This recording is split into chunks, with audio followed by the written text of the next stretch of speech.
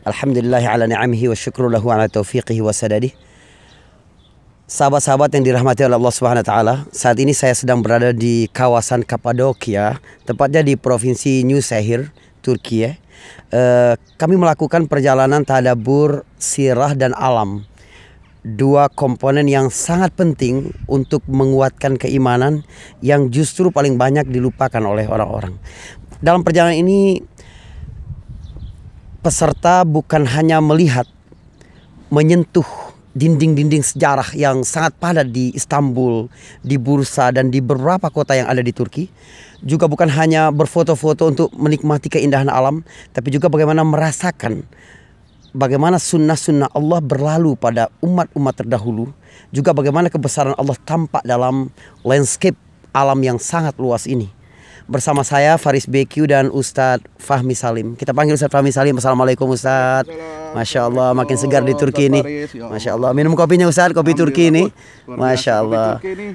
Istimewa. Ini selalu menarik dalam perjalanan ini kalau kita menikmati alamnya, berinteraksi dengan manusianya, dan menikmati kulinernya Ustadz. Insya Allah. Baik, kita akan memulai sahabat-sahabat yang berbahagia bahwa suatu malam Rasulullah Shallallahu Alaihi Wasallam menangis dalam sholat malamnya, sampai disebutkan basah kedua pipi Rasulullah, basah jenggotnya, sampai basah lantai tempat dia sholat karena menangis itu. Dan itu berlangsung ketika dia berdiri, ruku, sujud, tasyahud, itu luar biasa menangis sampai Bilal datang untuk azan subuh. Dan Bilal melihat itu bertanya keheranan, "Ya Rasulullah, apa yang membuat baginda menangis sementara dosa-dosa semua telah diampuni?"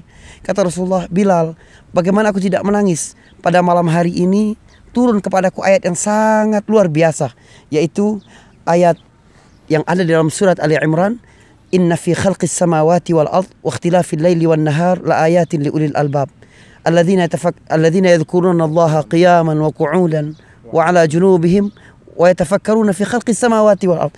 Jadi zikir merupakan komponen ibadah langsung kepada Allah Subhanahu wa taala, ibadah mahdhah, tapi harus diimbangi dengan ibadah tafakur. Nah, ini yang paling kita remehkan dan paling banyak dilupakan oleh umat Islam di dunia Ustaz ya, di mana saja. Karena itu atas keprihatinan itu maka kita melakukan perjalanan tadabbur ini. Mungkin Ustaz Fahmi dapat jelaskan dulu. Alhamdulillah wassalatu wassalamu ala Rasulillah wa ba'd. Ustaz Faris, luar biasa. Saya sangat senang sekali diajak oleh Anda bergabung bersama program ini yang sangat luar biasa. Berbeda dengan yang lain yang saya rasakan. Tujuan tur fantastik 10 hari Turki ini memang benar-benar berbeda ya. Tujuannya bukan untuk jalan-jalan saja, bukan hanya untuk makan. Ya, saya berharap antum tahun depan juga bisa tetap gabung Ustaz. Insya Allah, amin. Banyak jamaah yang minta untuk keluarganya lagi kan pembentukan karakter, betul, pendalaman tadabbur sirah dan alam ini. Betul, ya, sangat penting. Insya Allah mudah-mudahan kita rancang lagi. Jadi benar tadi yang dikatakan bahwa kekurangan umat Islam ini adalah mengeksplorasi, ya, mentadabbur dan mentafakkur ayat-ayat Allah yang ada di alam semesta. Mentadabburi ayat-ayat Al-Quran sudah sering dilakukan, tetapi mentadabburi ayat-ayat kauniyah di alam semesta ini yang sangat kurang. Dan mari kita bisa awali ini dengan perjalanan, journey, ya. Ada Qul siru fil ard fanzuru kaifa kana aqibatul mukadzibin, kaifa kana aqibatul mujrimin, dan sebagainya. Allah perintahkan kita berjalanlah kamu di muka bumi, lihat. Ya, Allah perintahkan kita itu suruh lihat, observasi. Ya. Nah, ketika kita melihat mengobservasi tentu tidak bisa hanya melihat-lihat saja. Sebenarnya dalam ayat itu ada yang lebih spesifik Ustaz, bahwa kita melihat umat-umat terdahulu. Mungkin ini bisa di-highlight Ustaz, gimana melihat umat-umat terdahulu dan bagaimana jenis-jenis umat terdahulu yang perlu kita lihat berdasarkan Al-Quran. Umat-umat bangsa-bangsa terdahulu ini kan dalam Quran itu ada dua jenis. Sahabat sekalian yang dirahmati Allah.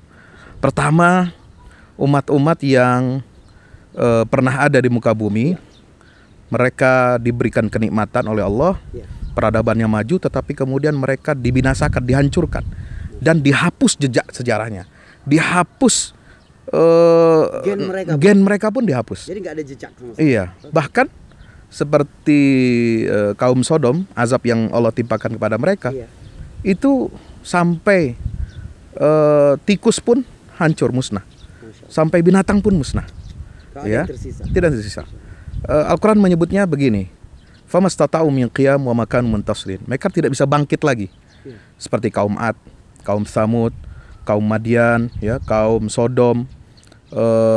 Itu contoh-contoh kaum-kaum terdahulu yang benar-benar tidak ada bekas. Tapi kita disuruh belajar dari mereka, ya, mengunjungi tempat mereka. Di dalam Al-Quran itu Nabi pernah diajarkan di dalam Al-Quran itu dalam surat As-Saffat, ya, lewatilah negeri-negeri itu yang dahulu mereka ini sudah pernah hidup dan lalu kemudian tidak tersisa lagi. Nah, lalu kemudian yang kedua adalah jenis bangsa yang sejak dulu ada, seperti Bani Israel, dan sampai sekarang masih ada eksis. Ya, seperti apa? Ini jenis kedua. Jenis kedua. Mereka tidak diazab oleh Allah dengan azab yang menghancurkan dan membinasakan atau memusnahkan. Masih ada sisa berarti. Pernah diazab tetapi masih ada sisanya, keturunannya, dan mereka bisa bangkit lagi. Baik, Ustaz. Iya, itu seperti itu. Mereka ini kan keturunan Yakub, kemudian Yusuf, kemudian dilanjutkan di era zaman Nabi Musa mengalami puncak kemajuan. Kemudian di zaman Nabi Daud dan Sulaiman, terus berlanjut sampai Nabi Isa alaihissalam. Tapi kemudian Allah cabut mandat mereka dari risalah, ya, dan Allah memilih Nabi Muhammad SAW sebagai umat yang terakhir ini. Baik, dalam beberapa hari ini, Ustaz, sahabat-sahabat yang beriman, kita sudah melakukan perjalanan di 3 kota penting setidaknya, Ustaz. Pertama adalah Istanbul, ini ibu kota kedua Kesultanan Utsmani. Kemudian Bursa, ibu kota pertama ketika dibentuk. Dan di 2 kota itu juga ada peninggalan Romawi, juga bangsa Seljuk sebelum Utsmani. Begitu juga setelah itu kita di kota ketiga ketika kita melakukan tadabur langsung on the spot di Efesus, Ustaz, ya. Ya, baik. Seberapa sebenarnya efek yang kuat bagi pembentukan karakter perjalanan yang telah kita lakukan di kota-kota itu, Ustaz Fahmi Salim? Iya. Di kota-kota yang tadi disebutkan dan di tempat-tempat bersejarah itu, kita berusaha menampilkan bukan hanya apa yang disebut dengan data-data sejarah, angka, tahun, kapan, itu gampang bisa dibaca. Ada buku guide, ya, guide bagi turis itu bisa dibaca. Tetapi yang tidak kalah pentingnya, justru ini menjadi titik krusial poin perjalanan kita ini adalah mengenai membaca sunnatullah dalam jatuh bangunnya suatu peradaban. Bagaimana peradaban ini bisa bangkit? Dimulai dari mana? Bagaimana kesalehan? Bagaimana kesalehan masyarakat itu membentuk, kesalehan keluarga itu membentuk suatu keluarga yang melahirkan pemimpin-pemimpin hebat, ya, seperti Muhammad Al-Fatih misalnya, Salahuddin Al-Ayyubi. Ini perlu diungkap. Jadi untuk membentuk karakter. Jadi keluarga-keluarga yang ikut di dalam tur kita ini kan, kita proyeksikan apa? Mereka dapat merasakan, oh, membangun peradaban itu harus dimulai dari keluarga, ya. Oh, melahirkan pemimpin itu harus dari keluarga gitu. Prioritaskan untuk keluarga. Prioritas untuk keluarga. Pendidik langsung. Iya. Terutama keluarga-keluarga yang masih muda nih, Ustaz, ya. Iya, betul. Ya kan? Artinya mereka yang secara usia, kemampuan ekonomi juga, dan memiliki well educated, ya. Ada pencerahan, ya. Selama ini mereka menerima kajian-kajian, tapi mungkin tidak on the spot. Nah, disinilah kita relung hati. Kita ini menceritakan sejarah sampai ke relung hati. Jadi ketika sampai di Efesus kita melihat, oh, ini bangunan seperti ini. Kenapa Romawi bisa seperti itu, kan? Ustadz Faris kemarin cerita luar biasa bagaimana orang peradaban Romawi ini memuaskan nafsunya dengan segala macam pertunjukan. Ya, kemudian kenapa mereka hancur meninggalkan negeri itu? Karena pajak yang tinggi.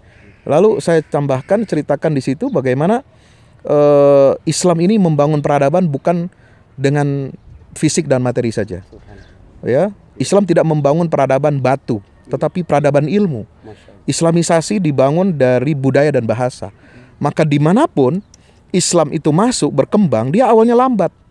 300 tahun berdakwah, mempengaruhi budaya dan bahasa, baru terjadi Islamisasi besar-besaran. Baru terjadi Islamisasi politik, Ya, seperti di Indonesia lah, contoh di Nusantara. Mungkin barangkali kita perlu bikin paket juga nih, tur jelajah Nusantara, peradaban Islam di Nusantara. Tadabur sirahnya. Jadi Islam itu luar biasa. Tidak maksa orang masuk Islam, tidak membunuh, ya, tidak menghancurkan, sehingga peradaban Islam ini betul-betul dia menjadi peradaban yang sesuai dengan fitrah manusia, ya, menjadi rahmatan lil alamin gitu. Jadi begini Ustaz, kita kemarin uniknya adalah kita memulai perjalanan itu mulai dari ziarah ke makam Abi Ayyub Al-Ansari. Ini inspirasi bagaimana peradaban besar ini bermula. Jadi mulai dari punya motivasi yang besar, semangat, kemudian ruh berkorban. Ini yang diajarkan itu, dan kemudian terjadinya peradaban Ottoman yang berusia sampai 800 tahun itu, subhanallah. Dan lagi Padahal dari kesetaraan kecil ya. Kecil, Di bursa. subhanallah, kecil sekali. Iya. Nah, kemarin Ustadz Fahmi juga jelaskan misalnya bagaimana peradaban Islam ini tidak meninggalkan bangunan-bangunan megah seperti yang kita lihat di Efesus. Rasulullah SAW bagaimana masjidnya, rumahnya, sampai Ka'bah sendiri adalah sesuatu yang sangat sederhana. Subhanallah. Bagaimana apa yang harus kita prioritaskan dalam hidup? Bagaimana bahasa agama ini? Apa nilai-nilai yang harus kita perjuangkan dan pertahankan? Ini luar biasa dari perjalanan-perjalanan ini. Kita sudah azan asar ini Ustadz, jam 5 kurang ya, musim panas. Kita akan sambung insya Allah di lain kesempatan. Ustadz pamit, terima kasih banyak ya. Semoga baik sahabat yang berbahagia. Kita akan kita akan jumpa lagi dalam tour berikutnya bersama saya dan Ustadz Faris Bek. Insya Allah. Mudah-mudahan saudara-saudara teman-teman bisa ikut bergabung ya. Baik, terima kasih. Assalamualaikum warahmatullahi wabarakatuh. Waalaikumsalam warahmatullahi wabarakatuh. Barakallahu fiik.